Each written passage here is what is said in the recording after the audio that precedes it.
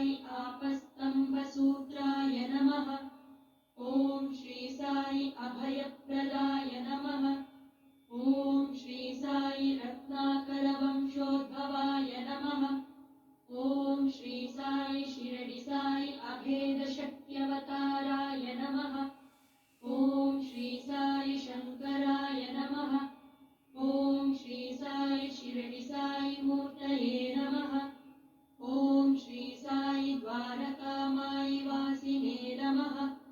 ॐ श्री साई चित्रावती तटपुट्टपत्तिविहारिणे नमः। ॐ श्री साई शक्तिप्रदाय नमः। ॐ श्री साई शरणागतत्राणाय नमः। ॐ श्री साई आनन्दाय नमः। ॐ श्री साई आनन्ददाय नमः। ॐ श्री साई आर्तत्राणपरायणाय नमः। ॐ श्री साई अनाथनाथाय नमः। ॐ श्री साई असहायसहायाय नमः।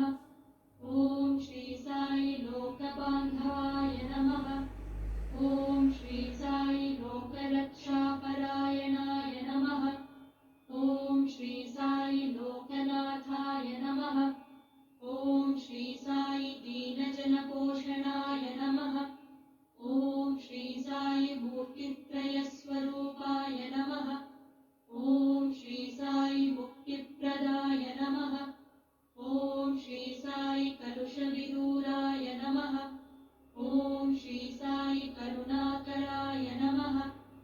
ॐ श्री साई सर्वाधाराय नमः। ॐ श्री साई सर्वहृद्वासिने नमः। ॐ श्री साई पुण्यफलप्रदाय नमः।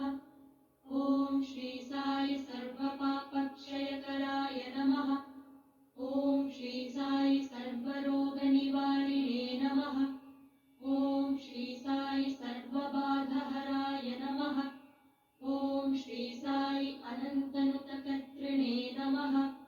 ॐ श्री साई आदिपुरुषाय नमः। ॐ श्री साई आदिशक्तये नमः। ॐ श्री साई अपरूपशक्तिने नमः।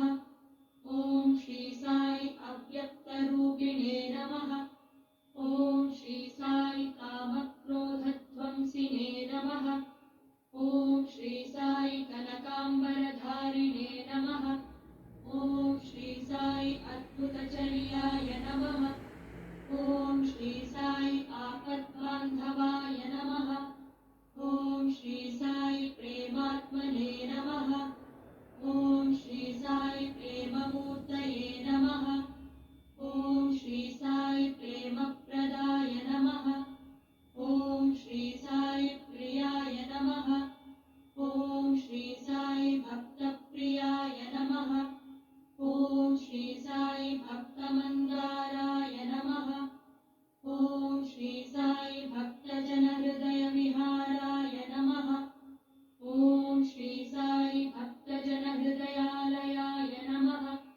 ॐ श्री साई भक्तपराधीनाय नमः। ॐ श्री साई भक्तिज्ञानप्रदीपाय नमः। ॐ श्री साई भक्तिज्ञानप्रदाय नमः। ॐ श्री साई सुज्ञानमार्गदर्शकाय नमः। ॐ श्री साई ज्ञानस्वरूपाय नमः। ॐ श्री साई गीताबोधकाय नमः। ॐ श्री साई ज्ञानसिद्धिदाय नमः। ॐ श्री साई सुन्दररूपाय नमः।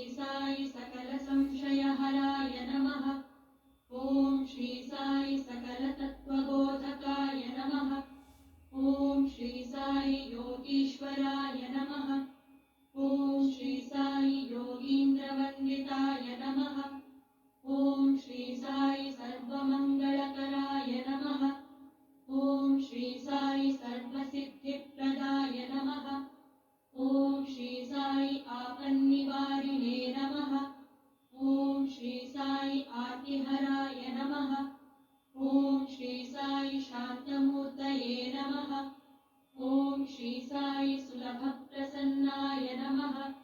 ॐ श्री साई